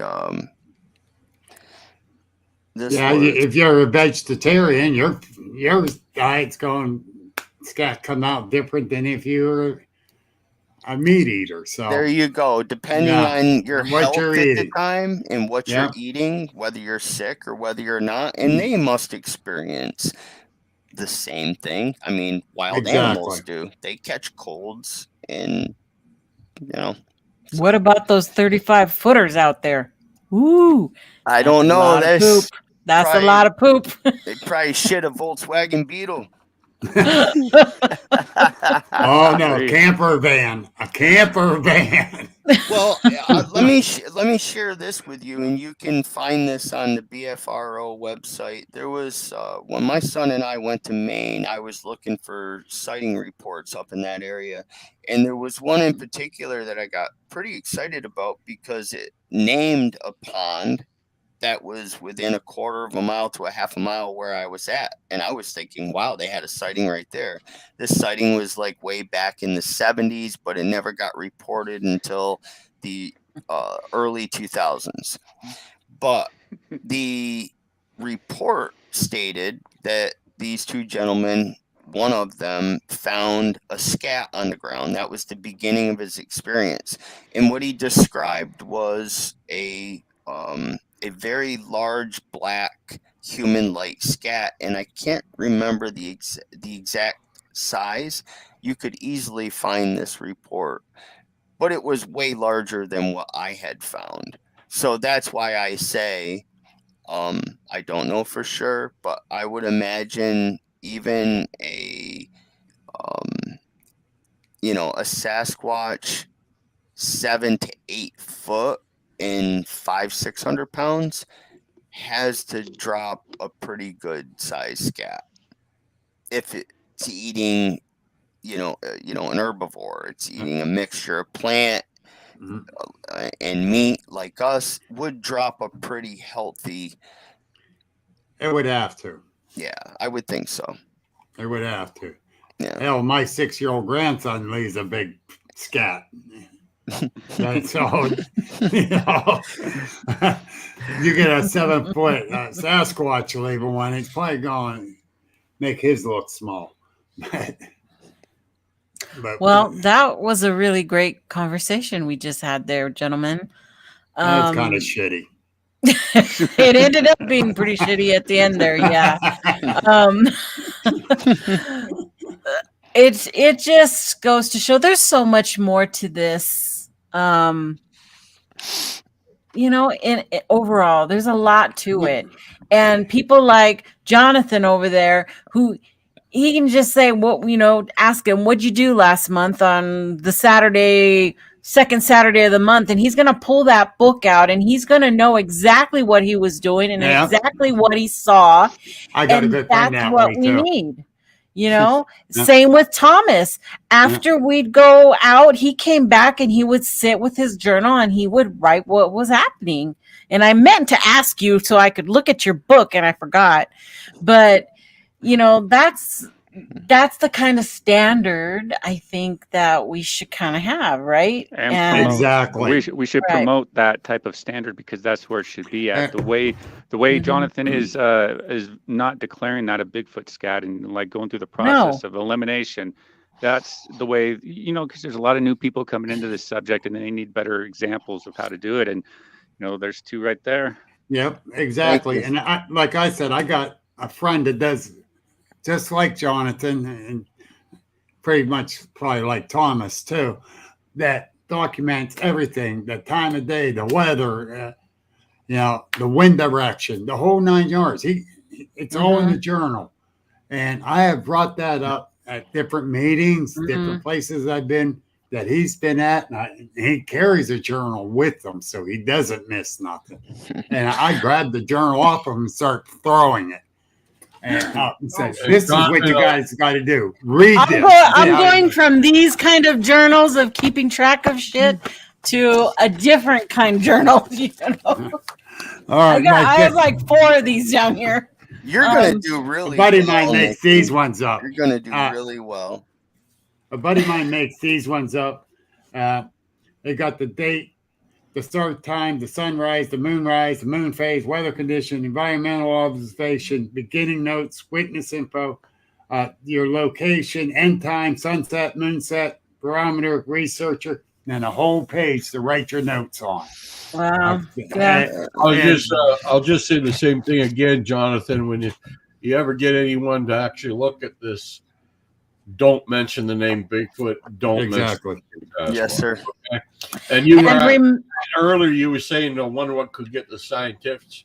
more interested in the subject. Well, one thing that would work, and it bothers to hell on me that it hasn't, is when they do a research study on something else, like a proper university research study goes out because they're looking to study grizzly bears, or they're looking to study wolverines, or they're looking, in other words, Sasquatch is not even on the brain. Nope. They come across something or something happens to them. That it bothers me that every group that finds evidence for Sasquatch was a group that was out there for the sole purpose of finding evidence for the Sasquatch. You know, but something to take note of is all those people are not finding evidence of Sasquatch either. Oh, I know. All those different groups too, which is kind of a bummer. Because like I mentioned before, there was a organization that was tracking. I can't remember what it was, and they had 72 trail cams out in the Gifford Pinchot National Park. 0 Bigfoot. Well, bummer. Are they not saying anything, or they're not commenting that they've seen it? Well, I talked to him directly, and they didn't get any unusual. I didn't lead with Bigfoot. I was just asking, hey, do you guys get any cool pictures, any unusual or anything like that? And they didn't get anything that was like, I mean, that's what they told me at least. So I can't really. Well, yeah, exactly. Because I think that the newcomers, if they would understand that, to learn to love the woods as a whole and all the animals, because yeah, it's exciting when you first get into the subject of Sasquatch and the discovery process for each individual, and how crazy that might be for each individual. You know, I would love to film I didn't see Pine that. Martin, and I don't always see Pine Martins, but one day when I go out, I may see a raccoon, and that's my opportunity to film that raccoon, or a red fox, or it may be a deer another day. But after spending that time in the woods, you get a shot at some wild animal, but I still want to film that Pine Martin. Well, by gosh, what was it? Last year, I finally had my shot. I was on a trail. I wasn't looking for a Pine Martin. And then all of a sudden, up the trail, it never even seen me. And it's bouncing, hopping right along, and there it goes. And I'm like, well, I'll be damned, there's a Pine Martin. And it's coming right up the trail, and it turned. And I used that opportunity to try to film something on the move and get a clear shot. And I'll tell you, it was nearly impossible. I never did get a clear shot of it. But what's my point? If you're only going out there to film or discover signs of Sasquatch, you're either going to get really bored, or you're going to start developing signs of Sasquatch that aren't there, because you want to satisfy that need. Paranoia. But if you learn to enjoy the forest, then you will spend time out there documenting other wildlife and enjoying your time spent out there. And then that's the thing. That's the thing, Jonathan. I agree. Boom. I agree 100%. That's my solace, is to get into the woods. You might see I feel so much relaxed, and I'm checking everything out, and I'm relaxed with it. Yes, it's like therapy. Yeah. And it's fun to document what a different animal does. I did that this summer. I had some gray fox, and I spent a lot of time right here around my home documenting some young gray fox, and that was good practice for documenting any type of wildlife. And you start developing better ideas and learning what worked and what didn't. There was things from documenting the gray fox that I made mistakes on that will help me if I'm ever given the opportunity to document and take notes on an encounter that may be Sasquatch. But if if you just wait for Sasquatch, you may go out mistakes. Once you've collected the data, the next thing you need to do is you need to put it in a form that you can quickly access them. so that you can go through and start pulling things of relevance out. And that's, I've done that with fish. I've done that with deer. Just basically studying behaviors for years, going through trail cam footage and whatnot. And then I got to a point, with fish that I've got spreadsheets dedicated solely towards fish, believe it or not. When they eat up, when they eat down, when water temperatures, whatnot. And when you go to animals and so forth, usually what you find is, a behavioral pattern that we kind of talked a little bit about earlier on. And just, I use deer a lot because I'm extremely well versed in it. Like right now, they're basically feeding on green. Anything that's green, they're going to eat. Up until the point that, here in a couple weeks, when the males start separating and they start getting into the next behavioral pattern, which is the first phase of the rut, which goes on for, and it itself has its own 13 phases. So, what animals are eating right now, taking that data, taking your collections, turning it into meaningful information is the next process that you got to look at. Yeah, that's you're right, Trackway. It's overlapping data. The information from the deer may assist you in studying another species of wildlife. If you suspect something is feeding, if something is feeding on a given animal, then you need to know what that given animal is doing at any point in time. Because in the hunter, if you're assuming Sasquatch is a hunter, then, and it's hunting, if it's hunting deer, you need to know what the deer are doing. If that's its primary food source. Same thing with salmon. Brent brought up the salmon are running right now, correct? Yep. Yeah. So, that's another key point watching as far as, the fish and whatnot, and what you suspect in your area that whatever given animal is feeding it. What was that? Thank you, Grass. I don't know what that was. That was me coughing. I apologize. Poor lady. The other thing to look at when you're out in the woods is just pay attention to your surrounding. Like with Nikki, you got a lot of questions about what you should be looking at. Take your phone, take a picture of it if you're not sure. When you get back, cell reception or internet service, Google it. And then you can understand it a little better. This is for a lot of the novice to do. Just get out there and look around. Stay away from the three-pointed leaves that are together. That's all I'm going to say. But, pay attention to your surroundings. Yeah. And, and approach it with a plan. So, like, you were asking earlier what equipment to take with you. Well, the situation is what's going to dictate that. Exactly. So if you're gonna cover a linear area or whatnot, a camera and just a notebook or something like that might be all you need. But if you're going to cover acreage, pure acreage, then you want to decide or try and figure out how to eliminate land out of that. Exactly. And that Onyx hunting app is, you need to get the Onyx hunting app, Nikki, and you need it's called Onyx. ONX. Yep. Y'all said that at the same time. OX? ON. ON dash X. Okay. Hunting maps.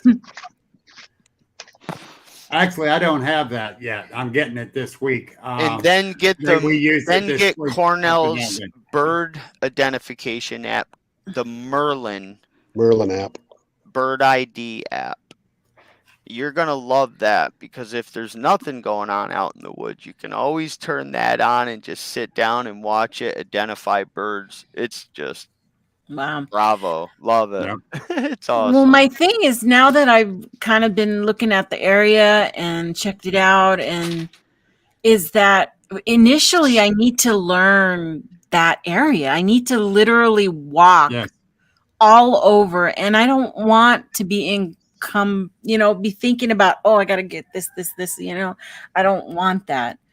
So, for a little while, I might not have all those videos because, except for when I stop and see something, that may be of interest. I want to show you something. Okay, this is the Onyx app. Hold on. Mm-hmm. Hold on. There's a little guy on there. Do you see Sasquatch on there? Oh, yeah, I do. Yeah. I almost rolled over when I saw that. I'm like, that's cool. Finally, it's getting into the mainstream. I've seen it in my daughter's scholastics books at school in 4th grade. They were learning about Bigfoot. It was a 50-50, taboo, but some seriousness. And Thank then you, here Internet. and on Onyx, they have Sasquatch symbols so you can mark a waypoint if you think you want to put that mark on there for any reason, I suppose. I guess I'm definitely getting the Onyx.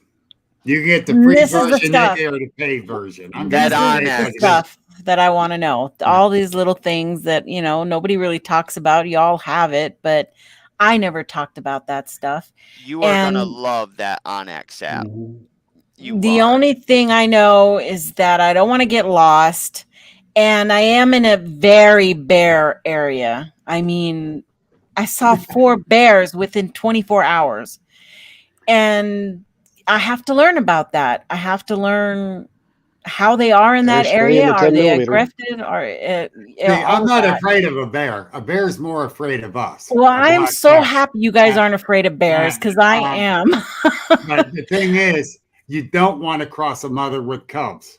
I ran across a mom with 3 cubs. I remember saying something about that. And it was unexpected, and it was in the middle of road that was, right by what we were saying. So they make their own rules, right? So Nikki, do you have you're gonna have bear spray or something like that when you're up there? Oh yeah. Human spray. Yeah, and my husband's determined to have me a pew pew too, so one of his. So but I have to, he's making me do the whole class and everything. So yeah, that's good. That's gonna happen. Yeah. You never know who you run out to out there. And, right. And something else is maybe a good personal locator beacon too. Just in case. So might be a good option for you. Because honestly, I don't think I'm going to have anybody with me for a while until I learn more people there. I do have one contact. She does not want to go out at night, and she had a sighting in that area, and she's going to be taking me to her sighting location. Start out during the day until you get comfortable and work your way to the evenings. Yes. Stay right close to your vehicle for your first set of evening trips. I mean, you could be 100 yards away from your vehicle in the woods and sit down and allow that last hour and a half to go through and let it get dark and start with that. Oh, and I learned that you don't have to be very far to feel completely out there. Yeah. Well, nothing. Basic rule of thumb is if you can see animal tracks 5 feet off the road, you only have to go 5 feet. 10 feet off the road, you only have to go 10 feet. Wherever you start seeing, a pile of tracks, that's really all the farther deep you need to go. Right. And most of the time, and I was told this so many times, and I found out to be true, you really don't have to go that far into your research area. No. You don't. You just go and sit down, set up your little base camp type deal. If you're even staying for an hour, sit there, relax. If they're going to be there, they'll be watching you. There's a concept in that the more you go into the area, the more that you leave yourself behind. Yes. Well, no, they don't get used to you. You're leaving yourself behind, your scent, whatever. Right. So, in going back to deer hunting, I used to go in every 2 weeks religiously and check the trail camera.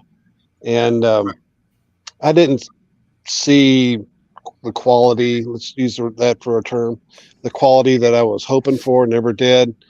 And then I switched to using, cellular transmission. And now I only went in once every 6 months, 8 months, or whatever to change batteries. And next thing you know, I'm getting the quality that I was looking for right there. And that comes from the hunting aspect of it. And that when you go in the woods, you leave your scent behind. You just don't realize it. If you're going in there, blue jeans, regular shirt, whatever, you're leaving yourself behind and telling everything out there that you was there. So you switch to, in my case, I switched to the hunting clothing and then started using the scent regiment, and that helps out as well. Right. Well, I know Thomas. I got to get going. Okay, Bill. Thank you for coming. It was great hanging out with you, Bill. Hey. Good to meet you. Good Appreciate you coming. Guys. Bye. Thanks, Bill. Hey, you all take care. Have a good evening. See you, Bill. Yeah. So that was great. He stopped by. I was going to mention I know Thomas, we have to say that stick to the facts and never deviate from the facts. Right on. And picture. Oh, that's awesome. It's a horrible picture of me, but it's okay. That's all good. And also, does this remind you? Oh, shoot. Please tell me I put it on here. Yeah, I did. This also reminded me of somebody. I saw this weekend. That's great. And I was like, whoa, I wonder if his name is Thomas. Is that must be a full rack. That's pretty cool. Yeah. The deco in this place we rented is, it's interesting. Some people have crazy. Interesting taste. Definitely. But I do want to do real quick, since Calls isn't having a show, I'm going to go ahead and go and do Show Me What You Got, because I've got something to show you. Oh, I like this. Show me what you got. Jim, you heard them said, show me what you got. Show me what you got. I want to see what you got. Oh boy. Okay, so a couple weeks ago I had this guy on Show Me, and I was going to try to find out where it came from. It obviously looks fake. There are people who believe in it, okay? But I did manage to track down the source, so I'm going to share that with you.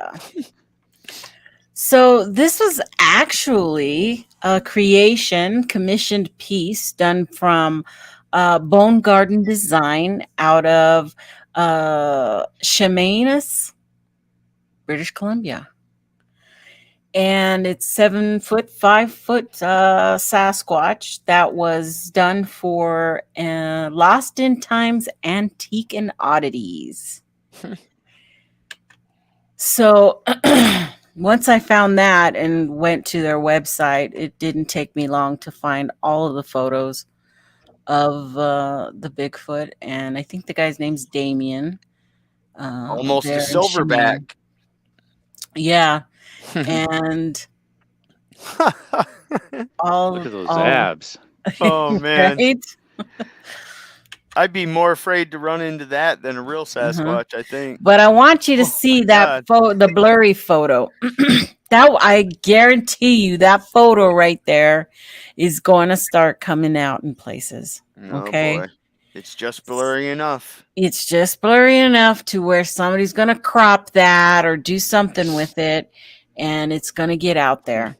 But I have all the other photos of this guy working on it and even placing it out in the woods. So, That's good. We have all that proof that this is where it is, people. So, good job on that. Yeah, very good. And if you want to see it for yourself, it is at Lost in Time Antiques and Oddities. And I found a picture of it in its display. I never knew there was, so much of that made. Yeah, this was just an antique shop that they thought it'd be cool to have a, Sasquatch in there. Wasn't even for a movie or anything. Yeah, it wasn't for anything like that. The guy did use real goat hair or something for that thing too. Did I make notes? I don't think I did. It might be written over here. Hold on.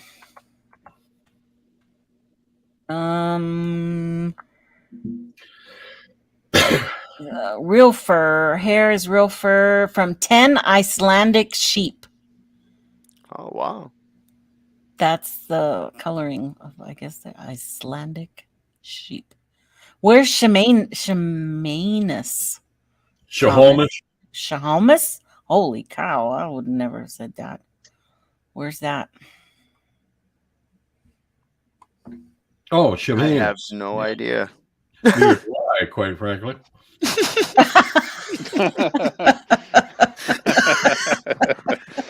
I was like, oh, Thomas will know where that is. Yeah.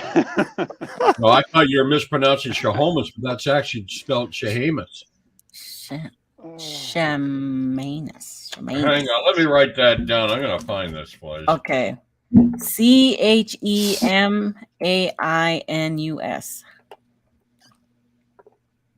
Sounds like something out of one of the Oak Ridge Boys. Is it Oak Ridge Boys? Songs. British And the Ohio.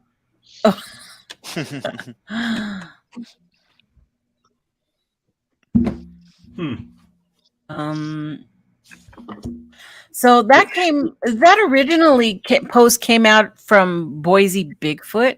It's a very small channel, but you're going to start seeing more garbage, coming out, I think.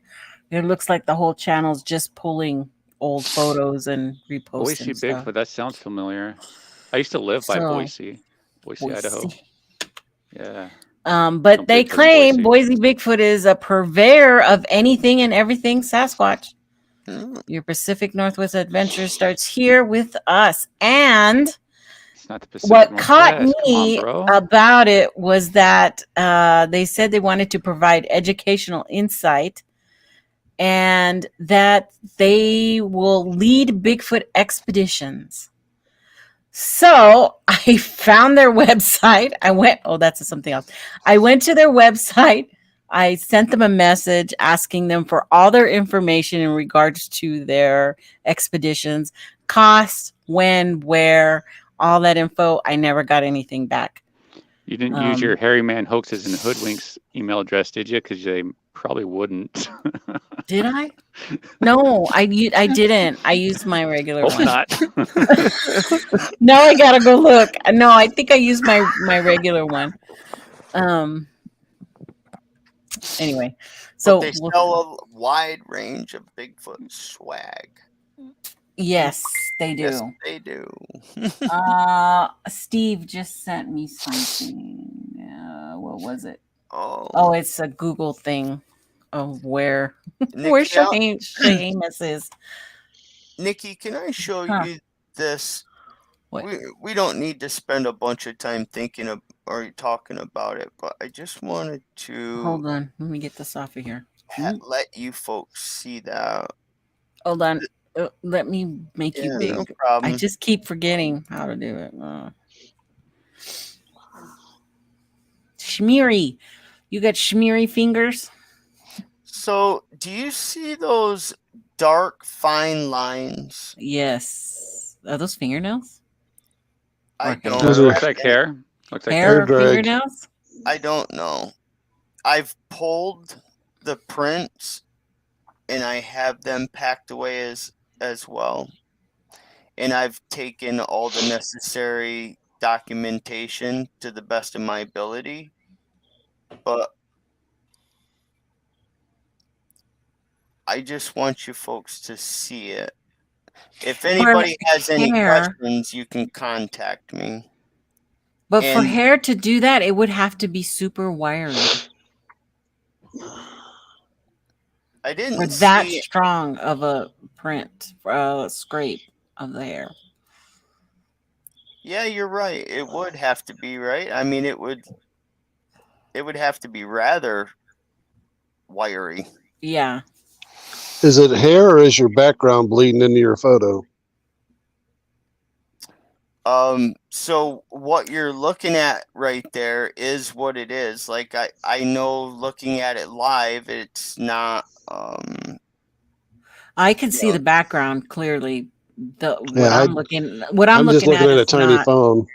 Oh yeah, there's definitely a distinction of the two layers of the background and then those scrapey. Okay. Pretty cool. Interesting. Very interesting. Yeah, I found it. So I spent the night in the back of the truck, and I got up in the morning. I went to get coffee. I grabbed an egg sandwich. I came back, started to pack up my stuff, walked around the side of the truck, looked down, noticed it, and I just stood there for a while and thought I couldn't make sense of why it was there. And so I decided that it would be wrong for me to walk away because I didn't have an answer. And if it was really something, that I would be walking away from something important. And I kept juggling that in my head. I knew that we had a little bit of rain coming, and I thought I'm not going to have it could rain this afternoon and I could lose it, whether it meant anything or not. I started to walk around the truck and I found fingerprints on my passenger's side rear door window. And those you could see dermal ridges on. But that could be my daughter, even though I had a phone conversation with her today. And she says that she did not, and she knows the rules to keep her hands inside the window, and she's not the gal that goes out the window. And the prints are not indicative of somebody putting their hand out the window just the way they're shaped. She would have to reach out the window, turn her arm around, and put her hand against the window like that. So I lifted both those, and I have them in an evidence bag marked. And if anybody's listening to this and would like to have more information and see them, then please, by all means, contact me. I'm going to do the best I can to communicate with anyone I can to have a look. And I was hoping that Steve Calls could take a look at the prints that I lifted. I don't want to take them out of the evidence bag because I've taped it shut so it's sealed, as is the scat bag. And yeah, they could be absolutely nothing. I'm going to take my daughter's fingerprints when she gets back home, and then I'm going to go ahead and try to match them up. That may solve that one. And then if not, then I'm going to continue on looking for answers. But definitely let her know that you're doing it for to make sure that or to see if it's Sasquatch, you know. That's why you're doing Camille it. is privy to all that. I'm very light on what I talk about with her, but you don't want to do that and have her think that you're like trying to like you know, catch her or something. So you know, yeah. So yeah. Yep. Well, when I looked at the print on the running board, my first impression of those lines, and that was what finally tipped the scale for me to go ahead and lift the print, was those lines, because I thought, is that a little black bear that walked up and set its tiny little foot up on my running board to lift up to look at me sleeping in the back of the truck? And I'm hoping that the audio recorder that was 30 feet behind my truck running all night long, and another one 150 yards at the top of the hill running all night long, might also support what could have done that. But outside of that, I just can't quite figure out how it got there. So the fun begins. The work always does. Yeah, hey, the guys, thinking. I got to bounce out though. It was good talking to y'all again. Good hanging out with you, Brent. Yeah, I'll chat with you guys soon. Thanks, Brent. Talk to you See you, later. Brent. Take care, See man. ya. Bye.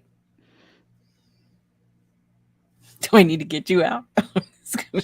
There we go. Yeah, I need to get heading out too. Yeah, we've come to the end. I had a couple more photos, but they were so bad. People, oops, it came and it went. Really, people are believing that little toy. Yeah, there you go. That's just what I thought. That's a toy in a grass yard. Oh, good Lord. And there's believers. Okay, don't do that, people. Come on. Don't do that. Oh, and this one. Remember I had this photo up. They said there was a face in the background. You know, they didn't want to say who or what it was. A man back there or Bigfoot. And then I blew it up over here. Well, I thought I had remembered where I had seen it. And I went. And I think it's from this poster, from this art thing that was cut and put in here. And it's a little bit different. It is altered, but there are these distinctive 3 lines that come off the mouth that are in both. Okay? Oh, okay. Yeah, the shadow in the 3 lines. Yeah. So I think that's where it's from. So yeah, wow. I don't know if they did it on purpose or what. Okay, I don't know the whole story, but just take it for what I knew. I found where that came from. That looked like Tate Hieronymus with a hoodie. Sorry, Tate. Oh, sorry. And don't forget about this one, okay? This just came out too. Our dog has been barking and scratching up our back door every night. He has been doing this for days. So I sat with him last night to find the issue. I snapped a flash picture of the back door when he barked and captured this. Be very careful outside because this. What? Okay. A German Shepherd. Giant fruit bat. Well, guess what it is, actually. It's this puppet thing that goodness is out there. And Ashley Hill was the one who actually found what it was and posted it. She was a guest a couple of weeks ago from Monster Radio. And not a dog man, people, okay? Not a dog man, just so you know. Yeah, that's what that is. And I'm not going to do Bigfoot in the news tonight because it was shitty stories and you guys don't want shitty stories. So we are going to bring this to an end. So what's going on? Trackway, you going out again? Well, we're supposed to be headed towards Whitehall at the end of the month. Oh, yeah. Oh, yeah, that's it's exciting. Yeah. Supposed to go see a friend along the way. So, yes. We're supposed to go up there, come back, and then season starts. So I'll be out in the woods constantly. Right now, I'm going through a whole lot of captures, audio, video, you name it. Mm-hmm. So I haven't been talking a whole lot. I haven't been doing a whole lot extra. I've just been focused on that. Yeah. Yeah, you've been doing a lot of work, Trackway. You've really put a lot of effort into things this year, that's for sure. Yeah, I did. Look what I got. My first Sasquatch globe. Oh, Camille would love that. She Look loves how snow cute he globe. is. That is cool. And awesome. Of course, another mug, because you guys all know I have all kinds of Sasquatch mugs, but it's got the starry sky with him. Is that And Rembrandt? It says Picasso. And then it has with Sasquatch. Pistachio Land, because I was at Pistachio Land today. But I found me another little mini sass keychain. So cute. There you go. To go with my other one, but my other one jumped somewhere when the cat jumped up here. So, oh shoot, I forgot about that. And my little Sasquatch shot glass. Nice. Look how cute he's in there. He's Does in the it stay shot glass. in there when you put the liquor in there? Yes, Oh, there you he's go. in there. Isn't that cute? Look at his That face. is cool. Yeah. There he is. I forgot about him. Hey, what if Sasquatch babies are hatched out of eggs? Like oh my dinosaurs? God. Another egger. Why, that's a thing? Yeah, it is. Oh, good Lord. Oh, that's new. I was just joking. Yeah, no, it is. It is a thing, but explains the trees. how about Thomas? What you got going on? Well, I'm doing a review of this book that has not been released yet. Ooh. The Abominable Snowman of California. Wow. Servers, and he goes into great detail about the original, how the Sasquatch got its American name Bigfoot during the events in the Bluff Creek region in the late 1950s. And I'm only a third of the way through it, and I've been very impressed with it so far. So folks, keep an eye out for that book when it comes out. The Abominable Snowman of California by Dustin Servers. He's done so far, well, I could tell, a very good job with the book. Great. And it goes into great detail about all the personalities involved in 57, 58 in the Bluff Creek region of California, and detailed about how Jerry Crew got the tracks and cast the track, and Andrew Gonzoli first coined the name was actually coined amongst the loggers, but it got adopted by the American public, Bigfoot, and that's how the name came about. Yeah. I'm getting I'm not going into the bush this week because my truck is having a lift kit put on it in a couple of days. So that'll give me a little bit more room out there. And I love that truck. Yeah. Yep. And today was released episode 44 of On the Shoulders of Giants with Julie Ranch and myself. You can probably find that somewhere on the internet. And it's starting to get cold here now, and I think summer's definitely over. And well, things just roll on. The new museum in Harrison Hot Spring has been postponed until Christmas. It was actually supposed to open around now, but because of construction delays, it'll be postponed until around Christmas time. So yeah, oh, that'll be nice though. How about you, Jonathan? Nice.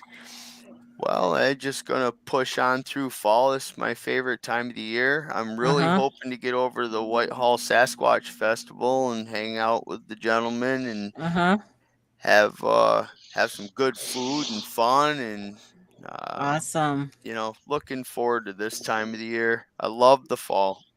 Right. Yeah. For sure. Well, gentlemen, it's been a great show. I thought it was a great conversation. Yeah. Totally enjoyed it. What?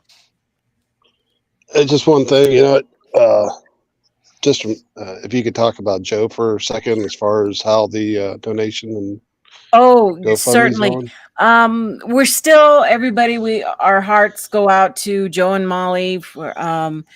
Joe's hanging in there. He's in good spirits, as good as he can be. And I talked to him privately a little bit through chat. If you can help him out. I'll list the GoFundMe down in the description. I know it's been out and about. I have not checked it since I've been back this weekend. Let me see if I can get it. I know it was near 9,100. Yep. The last time I checked, it was around there. That's good. So he's really close. And I know that when Jeff had his show, there were a lot of donations that were put through the super chat. So I'm pretty sure, they've got that goal, but she's going to need a lot more help after that. Yes. So, yes. If you can, shoot a message over to Joe and just say hi. Just say hi. So we love you, Joe. Love you, Joe. Love you, Joe. Keep it up. 91:45 is what Jen says. So I thought that's right around what I had seen. But that's the show, guys. That's the show. Thank you all for being here. Please Nikki. hit that See you like later, button Thomas. See you, before you Trackway. leave. Hit the button, please. Share it around. Tell people to come check me out. And we'll catch you guys in the next chat. Love ya.